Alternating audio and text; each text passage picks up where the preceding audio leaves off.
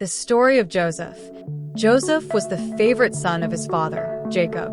He was kind, smart, and always did what was right. Out of all his sons, Jacob loved Joseph the most because Joseph was born in his old age from the wife he loved deeply. To show his love, Jacob gave Joseph a beautiful coat made of many colors. It was bright, rich, and special, just like Joseph. But his brothers? They hated it. They were jealous because they knew their father didn't love them the same. Then came the dreams. Joseph dreamed his brothers were bowing down to him. When he told them, they got even angrier. One day, when Joseph went to check on them, they grabbed him, tore his colorful coat off, and threw him into a deep pit. Then, they sold him to passing traders like he was nothing. To cover it up, they dipped his coat in goat's blood and brought it to their father. Jacob saw it and broke down. He cried out in pain and said, "My son is dead. I will mourn for him until I die." He was heartbroken. He cried for days and never stopped missing Joseph. Meanwhile, Joseph became a slave in Egypt. Time have passed. He was sold to a man named Potiphar, a high official. Joseph worked hard, stayed honest, and was soon trusted with everything in the house. But then trouble came.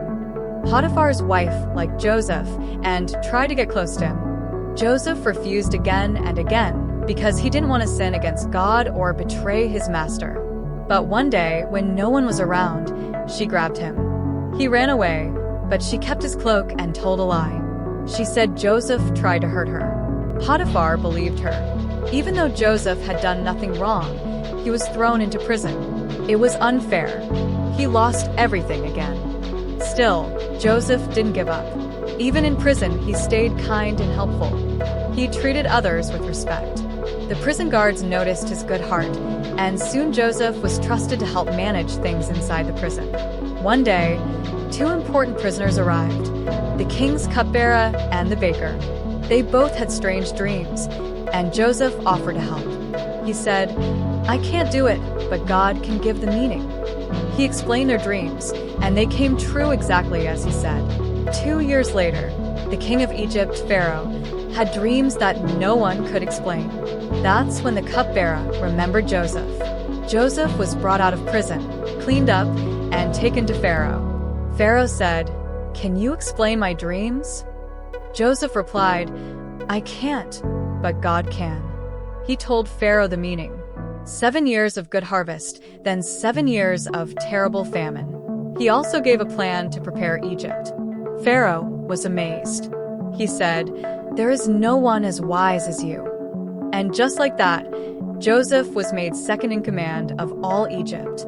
Then the famine came, just as Joseph had said. At first, there was plenty of food, but after 7 years, the land became dry. Crops stopped growing, and people everywhere had no food. Families across many nations were starving, including Joseph's family in Canaan. Jacob, Joseph's father, heard that there was grain in Egypt. So he sent his sons to Egypt to buy food, never knowing that the one in charge was their own brother, Joseph. His brothers arrived in Egypt, tired and hungry. They stood in front of Joseph, but didn't recognize him.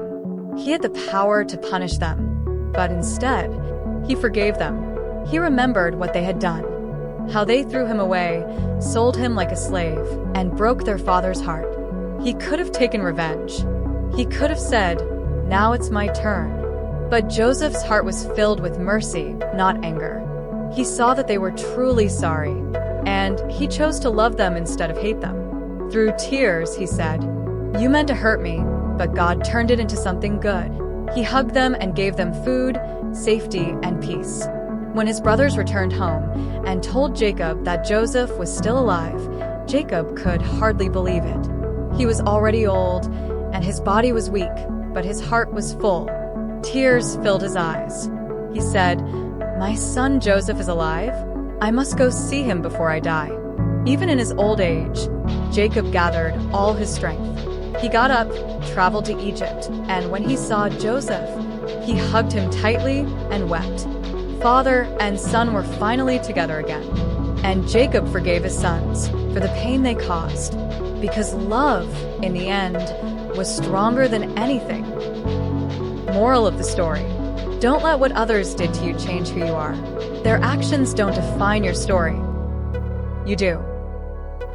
Let your scars remind you of your strength, not your bitterness. This is the story of Joseph.